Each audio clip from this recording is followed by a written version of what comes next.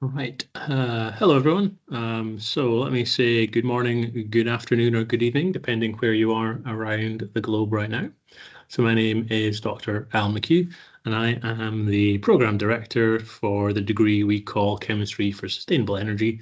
And that's one of the MSc degrees that you can do here at the University of Aberdeen. So by Program Director, that essentially means I run or organise the degree on a day-to-day basis. So for the next 15 or 20 minutes, I've got some information I would like to share with you. And this is, roughly speaking, going to cover two themes. One is either a little introduction or a recap on the degree programme, what we think the strengths of the degree are, and the reasons why we think it's an appealing degree for a prospective student to embark upon. And then the second part, I want to give you a little bit of an insight into some of the perhaps the material and the style of teaching that we do at the University of Aberdeen. So I've got what we describe as a mini or a taster lecture, which is only 4 or 5 slides, and there's no assessment at the end of this today, so don't worry about that. Sorry, okay, here we go. So what is our Chemistry for Sustainable MSc degree? It's a relatively new degree. This would be the third year we would have run this degree, and we think it's a very forward-looking degree. So it really tries to focus on both the current and emerging technologies that allow us to live in a more sustainable manner. You might have come across this term energy transition. This is an important term that's often bandied around in the media. And the idea of energy transition is moving away from a dependence on fossil fuels for energy and looking at the alternatives that hopefully allow us to live in harmony or balance or sustainably with our planet. So some of the technologies that we're going to talk about, and we're going to think about both the underlying chemistry, so the underlying chemical concepts, but also how you go from a chemical concept and understanding to perhaps a real working device. So we're going to touch upon topics such as the design and application of fuel cells as potentially a clean or significantly cleaner way of generating our energy. We're going to talk a little bit about renewables. So that's both renewables for power production and also renewable chemical production. So that's things like solar power, wind power, and to some extent, possibly nuclear falls under that bracket, depending on your definition. For some of these power sources, they are intermittent. That means, it's not always sunny. So in the UK at the moment, the sun is out, so it's quite nice.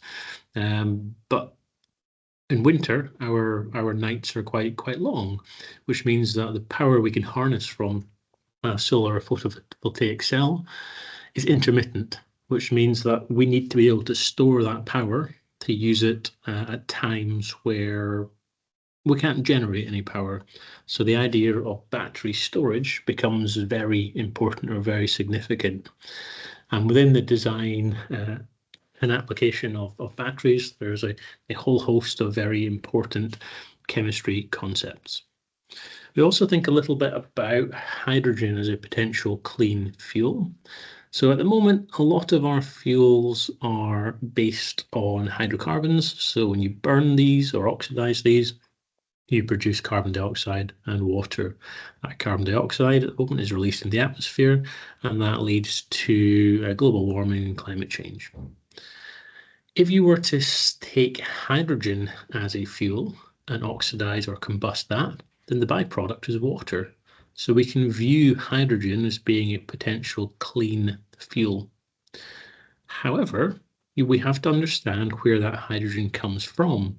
At least conceptually, we'd like to go through a kind of circular process where you take water, we split that to give you hydrogen and oxygen, and then we use the hydrogen as a fuel, and that generates water. We come back to the start of that loop. That sounds nice and simple, but water splitting is a challenging process. So we think about the idea behind generating hydrogen in a clean manner, how we would use it potentially within a fuel cell, and then also how we might store hydrogen. And then lastly, and this is a topic that I'm going to finish off with today, is thinking about carbon capture. So anytime we use a fossil fuel, if carbon dioxide is one of the final products we produce, do we need to release that into the environment? What are the options with regards to capturing, potentially storing, or utilizing that carbon dioxide? So within our degree program, we have what we think is a nice mixture of traditional lectures. So you come and you listen, although all of our lectures we like to think are relatively interactive, so there's an opportunity to ask questions and have a discussion, perhaps a slightly more relaxed environment. We also have tutorials. We obviously give you tasks or problems to work on, and these are designed to try and help test or reinforce your understanding of lecture material. We also have a practical element to our course, and I'll touch upon that in a couple of slides' time.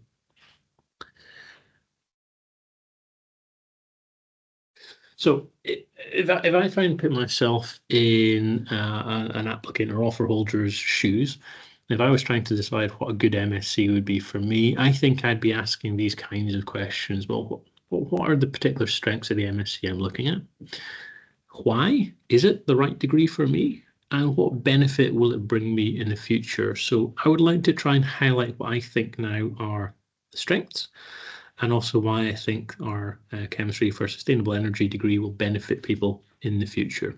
In terms of our strengths, we're really proud of this. Our degree program is taught by world-leading experts. Now, that's not just because we understand and know about the material that we teach. It's because the people who teach this degree program actively research the areas they are teaching about. So which means that you're not just learning the material that's perhaps in a textbook, you're also able to learn the material that's really cutting edge and really, at the boundaries of what we're currently capable of doing with regards to research. So let me highlight just a couple of my colleagues who will contribute to this degree program alongside myself.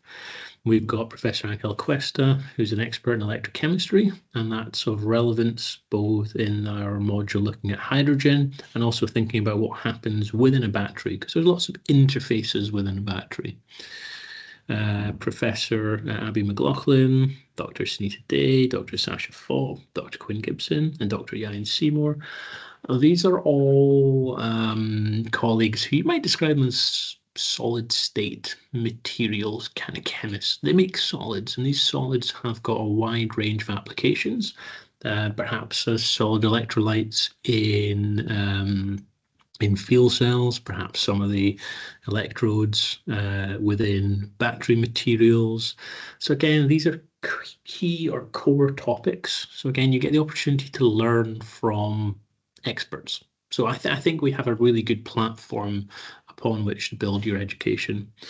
And then in terms of myself, I perhaps have a different speciality or area of research interest to some of my colleagues. So I'm very interested in materials that allow you to do gas separation or materials that are catalytic in nature. So I teach on a few different courses here.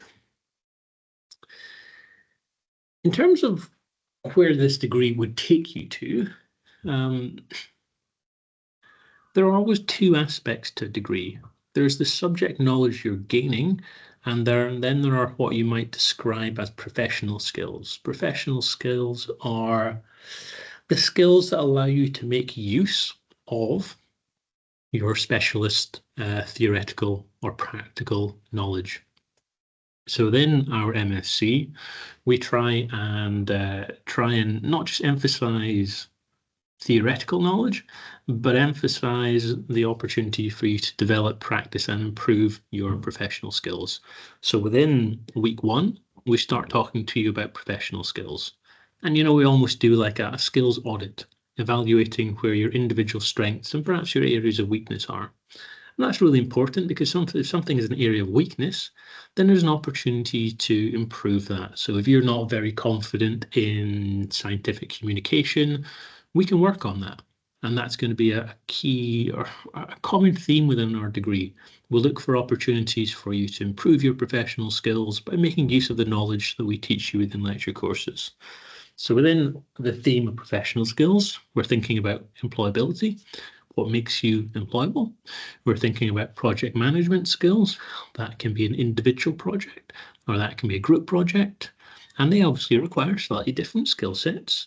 When you're an individual, you're in charge of, time management for yourself.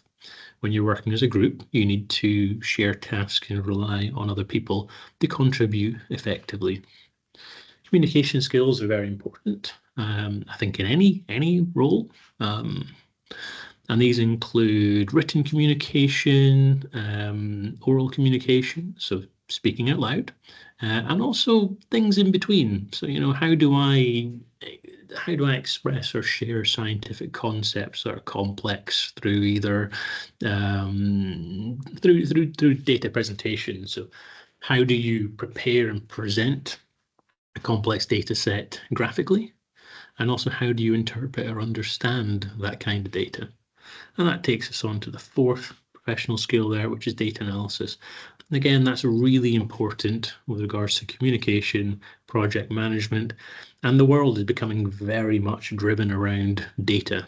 We need to generate data, we need to interpret what it means, and we need to make decisions based on that data. So that data analysis is very important when it comes to employability. Within academia, we make widespread use of literature. Because there are lots of very smart people around the globe who are researching similar topics to what we do in the University of Aberdeen. And we need to try and learn from other people as well as do our own research. And that helps to feed into all the other areas as well. Lastly, we touch upon the idea of research ethics and research integrity. And these are important, particularly when you come to conduct an individual research project. So these skills are heavily utilised and practiced in other modules. And in all honesty, what we've tried to do is make sure these skills are used or tested within bits of coursework. So for example, I might give you a bit of coursework which is based on data analysis. I could give you a bit of coursework which is based on testing your communication skills of the kind of concepts that we cover in lectures. So we've tried to make everything kind of join together and be kind of like a whole circle, if you like. The last thing I'd like to highlight about what I think is a real strength of our degree, and this is something we're very proud of at the University of Aberdeen. We've very recently invested quite heavily in the facilities for teaching practical science subjects. So this is what we call our science teaching hub. So this building here is our science teaching hub. And it's a flagship building that houses the teaching of practical science subjects across our campus. So it's not just chemistry, it also includes biology, medical sciences, physiology, and geology practicals. So all of the practical science subjects. It was only formally opened in June 2022, so we've only used this building for 2 years, if you like, or 2 academic cycles. Within the building, it's very well designed and constructed, and it gives you a very, very clean, but also very effective environment within which to learn practical skills. What we were especially proud of is we were able to invest a significant amount of money in buying analytical equipment that will be used within your practical subjects. So we don't just teach you some of the theory behind practical or experimental techniques. We also give you the opportunity to utilize those skills in practice within the lab. The other thing that's quite nice about this building is everything is digital. So there's an opportunity for you to analyze data in real time and then use that to inform your decision for the next stage of your experiment. So we think it's an excellent facility, and it's a real standout of the offer we have at the University of Aberdeen. So just summarising our degree structure, there are a range of different types of modules. There are modules looking at professional skills, looking at lab skills, looking at lecture material, and then there are also project modules. So within the first term, we have modules specifically looking at the chemistry of hydrogen. We've got a module looking specifically at battery technology. We've got a module that I'm partly involved in, and this is looking at renewable power generation and also renewable chemical production. And then we've got our professional skills module. I did promise you that would be in the first term, so it's good that it appears in this slide in term 1. Term 2, we then have 2 further lecture modules. One is on fuel cells, and one is on gas separation or storage, and that's a module I teach the entirety of. We then have a module looking at lab skills. We've chosen to put this in the second term because we want to emphasize the professional skills in the first term. We want to make sure everyone's developing and improving these skills, and then using data analysis skills, communication skills, project management skills within our lab module. We then have a group project. This group project is set within the theme of you're going to work for a commercial client to solve a problem for them. And lastly, the third term is a 60 credit or 3-month long research project. Research projects can be are generally conducted with myself or one of my colleagues as the project supervisor, and you work within our research labs and within our research groups to develop new understanding of a project. I should say, I just realized I didn't flag this at the start. There is an opportunity to ask questions. So within the Teams window, there should be a question and answer section. If you have any questions about what I'm speaking about, or maybe I've not answered the question you'd like answered, please write your question in there. When you submit that question, it does get verified or approved, so it might not appear instantly within the question and answer list, but at the end, when I finish talking, I'll go through the questions and try and answer them the best I can. Okay, so that's a summary of our degree program and why I think it's a really exciting degree. Now I'd like to just give you an insight into the module called gas separation in the previous slides that I said I'd teach you about. And this is really thinking about carbon capture. So let me go through 4 slides or so. So all of this is to do with the carbon cycle. So the carbon cycle represents how carbon moves around our atmosphere, and carbon exists either in the land, in the water, in the atmosphere, or in nature. But a few hundred years ago, humanity came along. We were quite creative, and we identified that there were certain sources of carbon which could be used for particular applications, so power generation, and these are our fossil fuels. So within this graphic, what you can see here are the emission sources of carbon, particularly carbon dioxide, since the year 1750. So now the numbers here are in gigatons, so I can't really visualize what a gigaton of CO2 is, but I know it's a lot of CO2. A lot of CO2 has come from the use of coal. Now, in recent years, this is certainly true in the UK and is also true in other parts of the globe, we've decreased our dependence or our usage of coal because it's not a particularly clean fossil fuel. Other emissions alongside carbon dioxide that are not good for the environment. A significant amount of CO2 emissions are associated with the use of oil. And this is a controversial one because sometimes we use oil for power and for heating, but we also use oil for chemical production. So there is a real challenge in how do you move away from that dependence. And then a certain amount of CO2 comes from natural gas or the use of natural gas. And that's been increasing in recent years because we would consider natural gas as a cleaner, let me do that properly, a cleaner hydrocarbon source than coal. So the problem since the onset of the industrial age is that we have been essentially stripping out carbon or fossil fuels from the land, and these have to go somewhere. There's a mass balance here. I cannot destroy carbon. I can simply change the form it is in.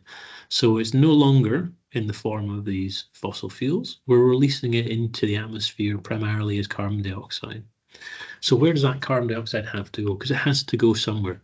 Some of it ends up in the land, but as we do things like deforestation, the amount of CO2 that ends up in the land decreases.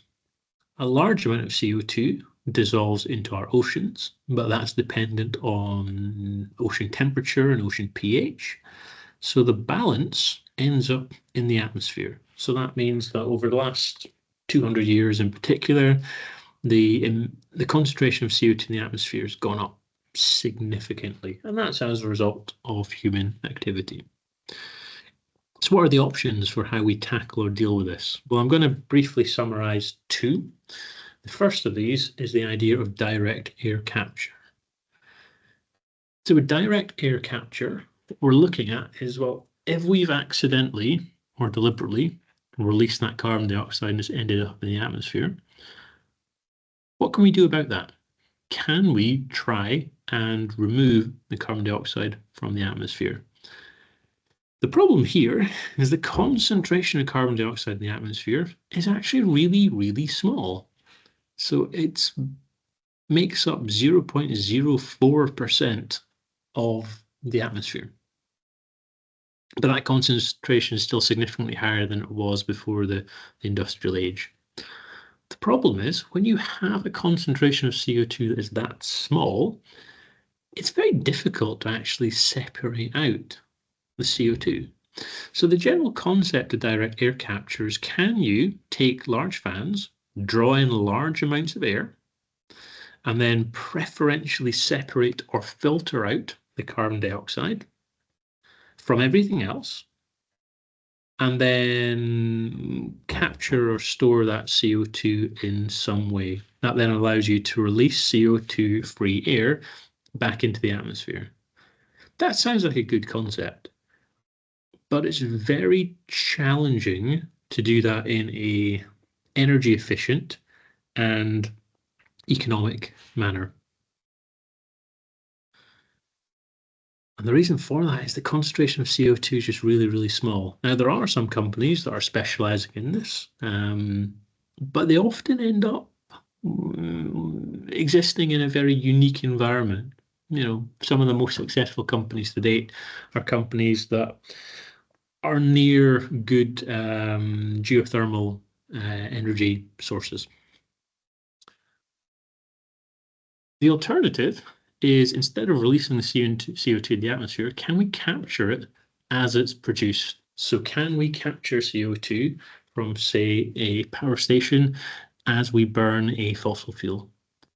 There are certain advantages to this process because we cannot turn power stations off overnight and stop producing CO2 until there are alternatives in place. So this allows you to make use of existing technology, make use of existing infrastructure, whilst decreasing the impact on the environment.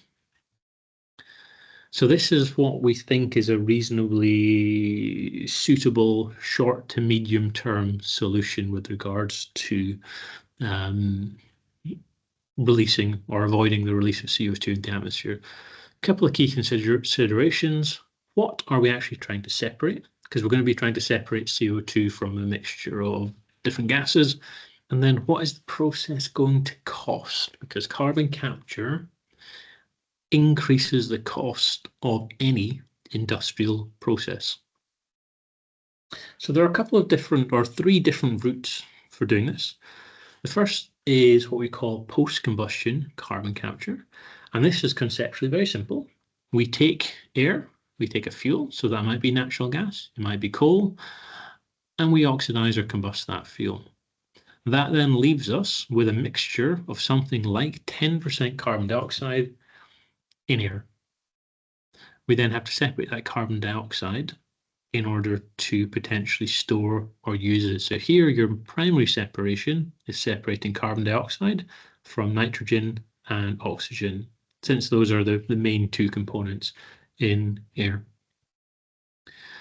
This is something you can think about doing with existing power stations. So you could retrospectively fit power stations with post-combustion carbon capture technology.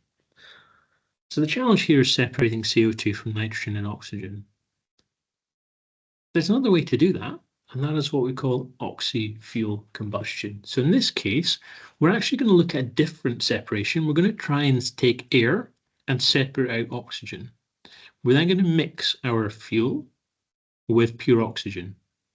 If we burn hydrocarbon in pure oxygen, then we're going to end up with CO2 and water, and maybe a little bit of excess oxygen. You can condense out the water, which essentially leaves you fairly high purity carbon dioxide. So we could conceptually store that or use that immediately. The challenge here, though, is we have to separate nitrogen and oxygen not after we've burnt our fuel, but before we've burnt our fuel. Now, this is something we can do, but again, there's an energy and economic cost associated with this. The last option, and this is a difficult one to explain in only a couple of minutes, is this idea of pre-combustion carbon capture. So in this case, what you're trying to do is take a hydrocarbon fuel, let's just assume it's methane or natural gas, and what we're going to try and do is chemically alter that methane so that we can remove the carbon before we burn our fuel. So that might sound like an odd concept, but what we're going to do here is convert methane into a different set of molecules. So we're going to create, using what we call a gasifier reactor. I won't explain what a gasifier reactor is today, but this generates carbon monoxide and hydrogen. So we go from having methane to having carbon monoxide and hydrogen. If we then pass that into another reactor, it's called a shift reactor. Again, I'm not going to explain exactly what that does today, but this converts carbon monoxide into carbon dioxide. So that's where the carbon from our methane ends up, as carbon dioxide. But I now have hydrogen, and hydrogen is going to be my fuel. If I burn hydrogen, then I produce water as a byproduct. So in this case, what we're trying to do is separate out the carbon before we burn our fuel. Regardless of whether we're looking at post-combustion carbon capture, this oxy-fuel combustion capture, or the pre-combustion carbon capture, we then end up with some carbon dioxide. We then have to decide what to do with it. So the general thinking is, can we store that CO2? We then need to think about, well, how and where should or could we store or sequester that carbon dioxide? Key questions being, on what scale can we do this? Because at the moment we generate a lot of CO2, so we need a lot of ability to store that. Is our storage mechanism going to be secure? Are we going to make sure that if we store CO2 somewhere, it's going to stay there over a long period of time? Is it feasible in the first place? Is this something people want to see done? What's the cost of it? So all of these are key considerations. So at the moment, there are a couple of key thought lines for this idea of storage. One is to store CO2 in depleted oil and gas reservoirs, and the other one is to store CO2 in underground aquifers or underground water sources.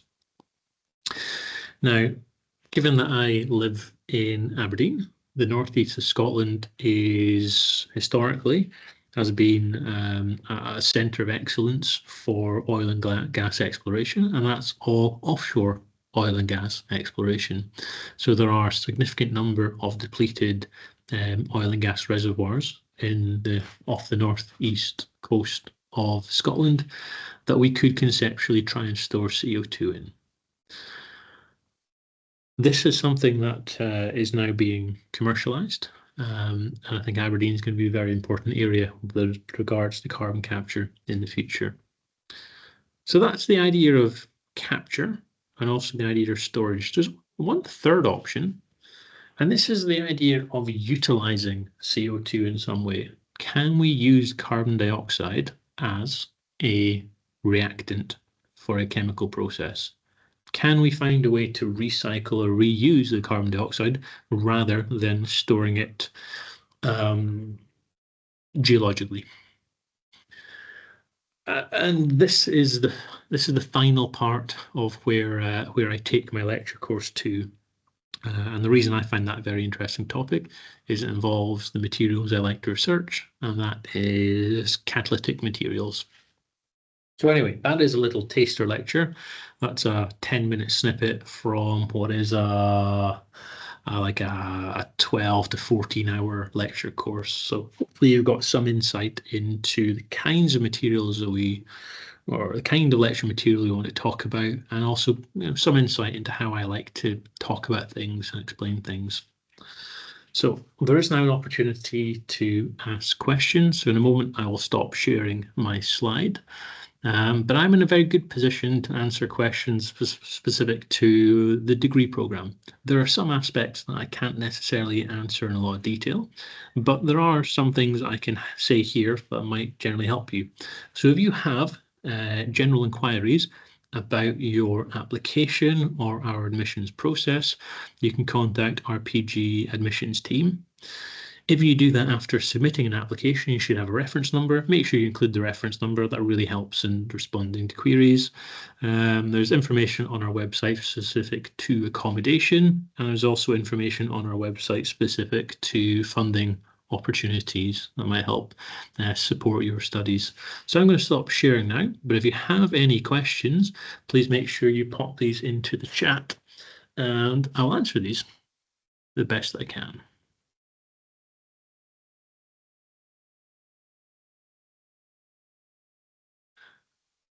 Okay, so I'm seeing some questions now. Great. So give me 1 second. There we go. Right. Okay, I can see everything now. Will the lab work we do in the teaching hub be alongside other classes? How much in the program is theory-based versus lab-based? Okay, good question. So what we've chosen to do with this degree program is separate out lecture material and lab material into different modules. So these the modules that you take in a particular semester do run in parallel. So you will study lecture material alongside your professional skills module or your lab module or your group project module, but they are separate courses. The reason why we think that's beneficial is it allows us to explore lab concepts which are not specific to one particular course. So what do I mean by that? These are concepts that might link to 2 or 3 of the lecture courses. So that's really nice for us because it helps to draw links between what material I cover and perhaps what material Professor Cuesta or Professor McLaughlin cover with you. In terms of how much of the work in the program is theory versus lab-based, well, we have got 5 lecture modules and we've got 1 lab module. So more of the time will be spent nominally in lecture courses that are lectures than in a lab. For the semester with the lab work, you'll end up spending something like 30 to 40 hours within a lab doing practical work. Now, of course, there is time before and after that. You have to do some reading in advance. You have to do something with the data that you generate afterwards. So in reality, you end up spending a reasonable amount of time within the lab module, but I would say there's still more emphasis on theory rather than the lab. So I hope that answers your question. Second question I see is, can someone without a chemistry degree or recent schooling join this course, been working in the oil and gas industry for a while, looking to transition to the renewable sector? Yes, you can. So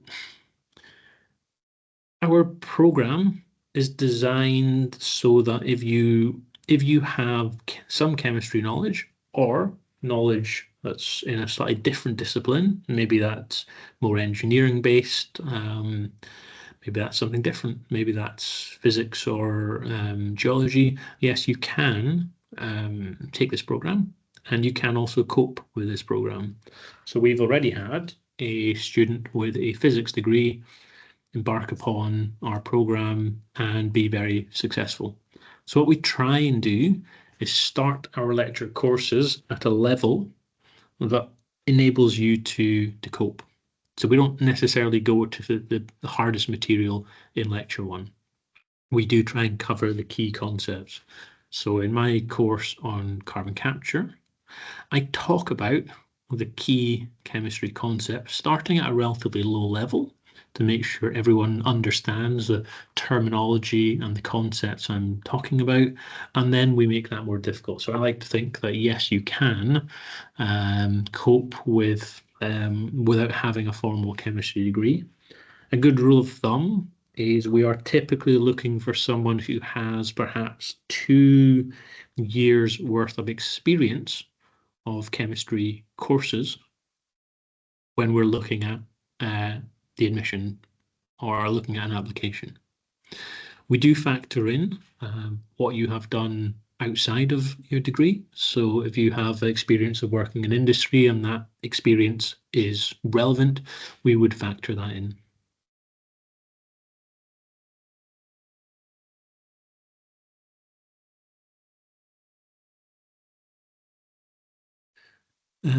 What is employability after this MSc like? Okay, so I fully appreciate why that's an interesting question from your perspective, and it's an interesting question from my perspective. Because it's a relatively new degree, I have a relatively small sample size of what people have gone on to do afterwards. So we've had students who have gone on to, they've really enjoyed their research project, and they've said, you know what, I would like to continue doing research. So they've ended up going into further study. So they're studying for a PhD or a doctoral thesis. There are also people who have gone into work in some of the renewable sectors. So, for example, taking on roles at relatively young battery-based companies, so companies that are developing new battery technology. So I think there are a range of roles that you can go into. What we try and do is give you enough knowledge that it doesn't matter which section of what you might broadly describe as renewables you're looking at, you have some grounding in that should make you employable within that sector. So what is employability after this MSc like? Hopefully that gives you some insight. As I said, because it's a relatively new program, I don't have a huge sample size to tell you, there are 50 different career paths people have embarked upon. But the people who have graduated from the program have ended up taking on some of the roles that we would have hoped to see people taking on. So in that regard, we believe the program is proving successful. Are there networking opportunities or chances to work with companies in Aberdeen as part of the program, placement, or part of the final project? So there are networking opportunities. These vary from time to time. So, for example, last year, I took our cohort of students to spend a day in a workshop with the company Shell. And that was a really good opportunity because we got to see some of what they were doing with regards to their energy transition. That doesn't mean that we speak to a company every single week, but when we think there's a beneficial opportunity, we do try and include that within the program. Conceptually, yes, you could undertake a final project within a company. What we've experienced so far in the MSc is that the students who have enrolled have been very happy or very enthusiastic about undertaking a research project within the university environment. And I think that reflects the fact that we are quite nice people to learn from, quite nice people to work with. But there would be an opportunity in order to look at if you, for example, if you came to me as the program director and said, I've identified a project opportunity with a company, this is what I would like to do, I would be supportive of that.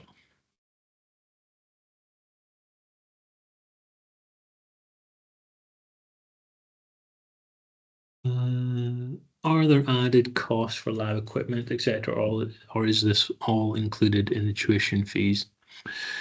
So the only thing not included within the tuition fee is you are expected to bring a lab coat and safety specs to the lab. Lab coats are typically not very expensive, something like £10, and again, something like £5 will get you a pair of safety specs. The reason we ask you to bring those yourself is because you're then responsible for, taking those home and making sure that they are looked after. So other than that, there are no additional costs that are not included within tuition fees. Are there scholarships available for international students? Yes. So if you search for, if you go to Google and you search for ABDN and scholarships or ABDN funding scholarships, you will find the link to our webpage. Now, what we have on there are a number of different scholarship offers. You can search for scholarships based on a particular degree program, or you can search for scholarships depending on where you're from. And there's a range of different offerings there. Are there any fully funded scholarships? Typically, no, but there are a range of scholarships available that would potentially decrease the size of the tuition fee. What are some final? What are some of the final projects focused on? Do we help design these? You can. So if somebody came to me and said I was very interested in a particular area, I would sit down with them, discuss what options are available, and think about whether or not we can identify a suitable project. At the end of the day, we're offering projects that are associated with our research interests. So sometimes you might come up with a concept and I go, well, that's just not an area we research in Aberdeen. I think would be better placed considering some other options. But we do try and at least identify what areas are of interest to particular students and try and link up people, make sure that they're doing a project that interests them. So what are some of the projects that people looked at in the past? We've had material, we've had a student preparing materials for carbon capture. So in one case, that was a project looking at making calcium-based materials. In one case, it was looking at carbon-based materials for carbon capture. I've had a student looking at CO2 utilization, so trying to convert CO2 into methanol. Some of my solid state colleagues, we've had people preparing materials as solid electrolytes for fuel cells, had materials, material synthesis for different components within a battery. So there's a range of different options. These are not all necessarily practical in nature. These can be more desk-based or data-based as well. So hopefully that gives you some idea of the types of projects we've offered in the past. And do we help design these? I think you can have influence. Whether or not that means you can select, a very specific niche project, probably not, but you can certainly have influence into what that project looks like.